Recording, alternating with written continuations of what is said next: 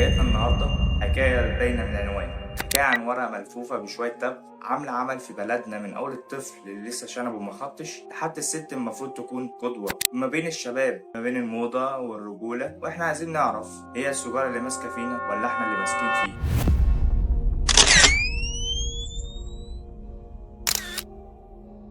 يا صباح الفل يا مساء المحبة، معاكم محمد أشرف في لاشينكو ريفيو. العيال جيل جديد بريحة الدخان. نيجي بقى لحبايبنا الصغيرين، الكتاكيت بتوعنا بيستخبوا في الأوضة ورا الحيطة في مدخل العمارة عشان يولعوا سجارة. تخيل كده معايا طفل لابس نضارة شمس أكبر منه بيقول لك يا اسطى تولع السجارة دي الهيب. هو بيحسسك كده، والحقيقة إن الأسباب كتير، أولها التقليد الأعمى. شايف أبوه خاله عمه الممثل اللي بيحبه في التلفزيون بيعمل حركة النفخ الشهيرة، يقول لك بس هي دي الرجولة، ضغط الصحاب، خد يا اسطى جرب أنت مش راجل ولا إيه؟ فالكلمتين دول بيخلوك تعمل أي حاجة عشان تثبت إنك جامد ومختلف. الفضول طبعا ببساطة، الطفل عايز يعرف إيه اللي الكبار بيشربوها مكيفاهم أوي كده. تخيل كده معايا طفل بيقول لسه ماما أبوه وعايز يولع سجارة. الشباب بين الروشنة والهموم، نكبر بقى شوية ونيجي لجيل الشباب، جيل قهوة وكافيهات وهموم وامتحانات. الموضوع بيكبر وليه أبعاد تانية خالص، برستيج والروشنة. الشاب بيبقى قاعد على الكافيه ماسك السيجارة مع كوباية القهوة، الصورة كملت وده جزء من الكيف بتاع الشاب الجامد.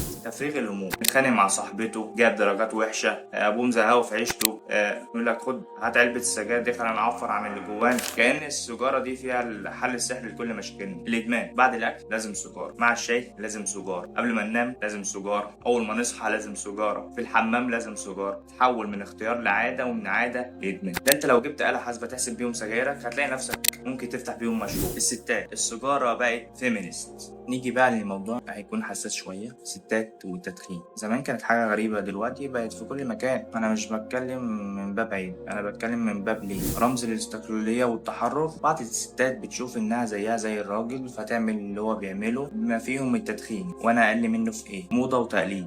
بتشوف صاحباتها في النادي في الشغل بيدخنوا تبقى عايزة تعمل زيهم. ومع ربط شركات التبغ زمان السيجارة بالجمال والأنوثة. الضغوط النفسية، مشاكل مع جوزها، مشاكل في الشغل، مسؤولية العيال، بتلاقي في السيجارة متنفس مؤقت. السيجارة عبارة عن 4000 مادة كيميائية، منهم 40 مادة مسرطنة على الأقل. يعني أنت بتدخل مصنع كيماويات صغير على صدرك مع كل نفس. تلاقي واحدة بتقول لك إيه، أنا بقى السيجارة دي صديقتي الوحيدة اللي بتسمعني. ست الكل ما تجيبي لك طبقين تسالي وتحكي لهم ويحكوا لك وتاكليهم وأفيد لك وأوفر لك. قلبك بيصرخ، التدخين بيزود ضربات القلب، بيرفع الضغط ويسبب الجلطات. يعني أنت بتقلل عمر قلبك بإيدك. نفسك اللي رايح بيسبب الانسداد الرئوي المزمن. يعني انت من اقل مجهود هتلاقي نفسك بتنهج ومش قادر تاخد نفس.